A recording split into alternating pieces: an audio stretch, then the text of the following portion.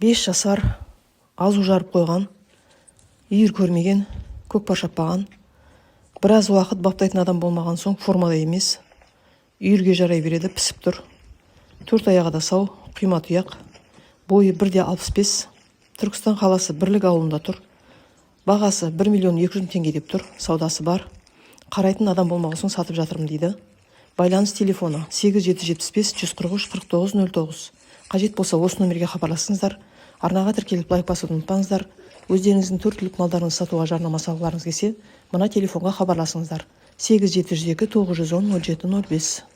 Негізі әр қазақтың үйінде бір жылқы тұру керек. Болмай қалды. Неге десе бабаларымыз айтады, жылқы тұрған үйге, жылқы кісінеген үйде дейді, жын жоламайды дейді. Сосын аттың басынан ұруға болмайды екен. Оның берекесі бағы басында болады екен. Ат ұстағаннан кейін оған су бересіз ба, шөп бересіз ба, арқандайсыз ба, жем бересіз ба, бәріне сауап екен. Пайғамбар саллаллаху алейхи вассалам қиямет қайымға дейін ат ұстаған, ат ұстаудың дұрыс екенін айтып кеткен. Қиямет қайымға дейін етаж үйде тұрсаңыздар, тай болса да бір жерге алып, сонда анау үйде ат болғаннан кейін бала мінеді ғой.